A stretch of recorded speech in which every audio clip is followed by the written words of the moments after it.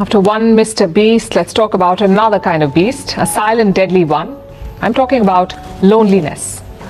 It is as deadly as smoking 15 cigarettes a day, as lethal as consuming 6 alcoholic drinks a day. I know the festival season is here, so you may not want to talk about loneliness, but let's just say, if you're visiting your loved ones during the holidays, you may want to make a regular habit of that, to stave off an early trip to the grave. Sounds morbid, but hey, don't shoot the messenger. I'm not saying this. A new study is. Here's what it says. When people don't socialize with friends or family, the risk of early death increases by 39%. So does the risk of death from heart disease by 53%. For those who also live alone, it gets worse. They have a 77% higher risk of early death and an even higher risk of dying from heart disease or stroke. Before I tell you why, let's cover the basics. What is loneliness? It is the gap between the level of connectedness you want and what you have. And it's not the same as being alone.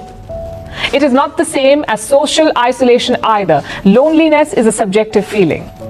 People can have a lot of contacts, a big family, many friends, and still feel lonely. Now, loneliness is not all bad. In small doses, it is like hunger or thirst. It's a healthy sign. It shows that you're missing something.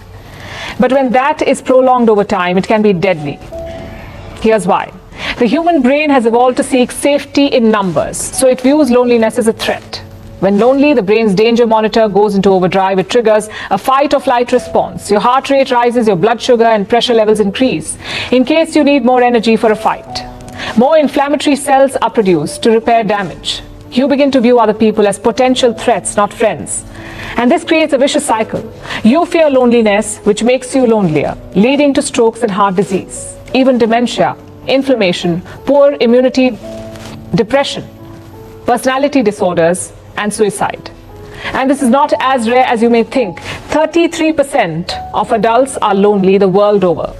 The highest number is in Brazil, followed by Turkey, India, Saudi Arabia, Italy, and South Africa. In fact, studies say loneliness kills far more people in the West each year than terrorists and murderers. That's an absurd statistic. But loneliness is allowed to loom large simply because of its absurdity. It is a rare and strange malady. We know what it is, we know how to cure it. It also costs relatively little, yet it's difficult to beat. Because we live in a paradoxical world. Today the world is more connected than ever through phones, social media, Zoom calls, you name it. But this is making us more isolated. Loneliness has nearly doubled between 2012 and 2018, which coincides with the explosion of social media use. And now an entire generation is at risk. Entire new generations are at risk, in fact. Polls find that young adults are twice as likely as seniors to report loneliness. Because time with screens cannot substitute for time with humans. The steps to tackle loneliness are not grand or high-tech. One of the best strategies is to simply be old school. Eat meals together, hold parties, hang out to eat ice cream or play a sport. Get to know your neighbor. It could be anything you like.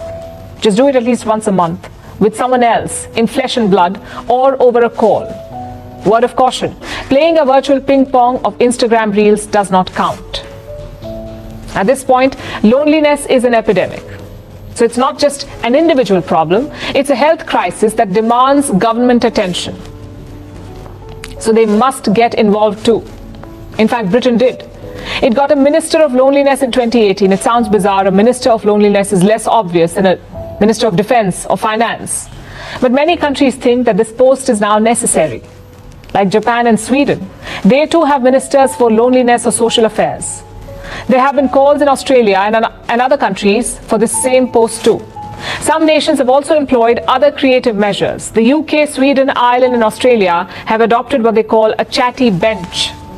That's what it's called, a chatty bench, a park bench, where strangers can talk to each other. So the solutions may be different, but my point is quite simple. As a species, humans are not meant to be lonely. We have to form close connections, like our life depends on it, because it does. Philosophers say you die alone. What they don't tell you is that it may happen a lot sooner if you're lonely.